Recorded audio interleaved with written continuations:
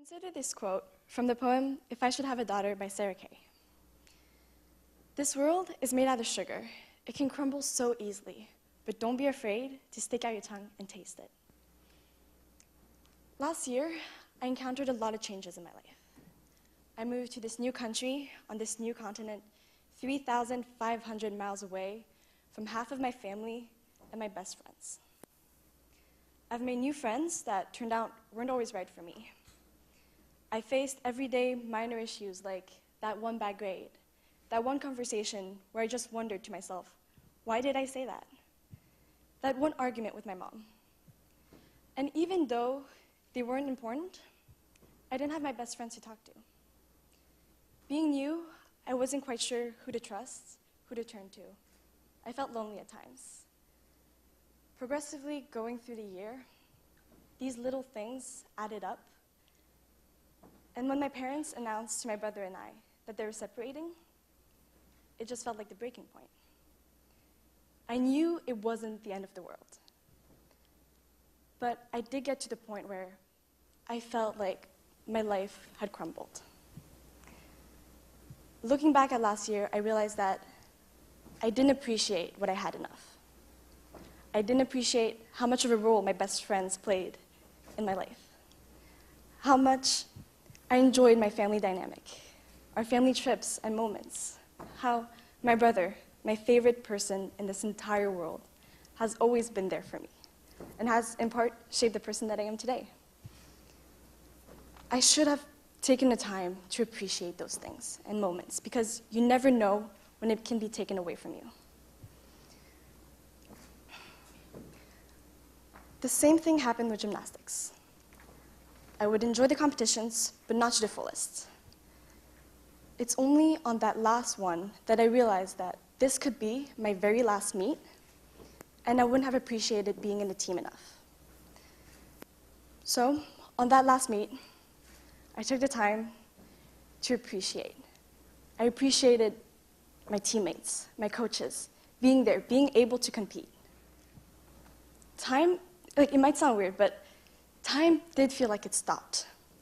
And I caught everything in that moment, every feeling. And I realize now that this might be the reason why my grandmother would hug us in this unusual way.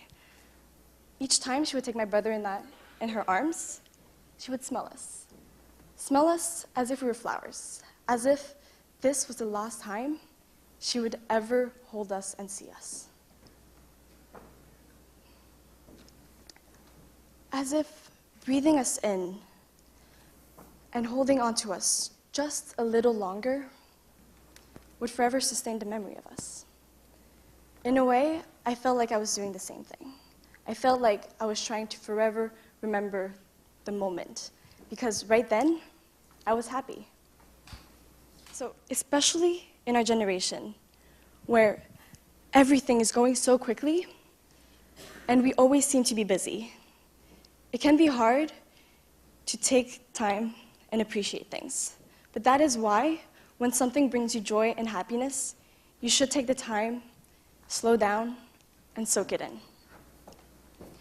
The same goes for the people in my life.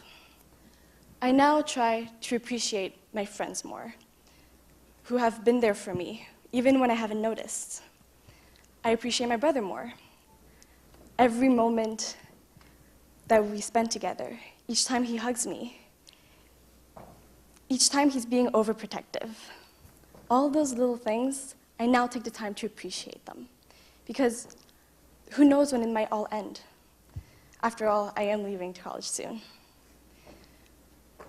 I know I don't appreciate everything all the time, because yes, it is a hard thing to do. But I do feel like I take more the time to appreciate things. So, take a moment and think about the moments, the things, the people that you love and that make you happy. Do you appreciate them? Are you present in the moment?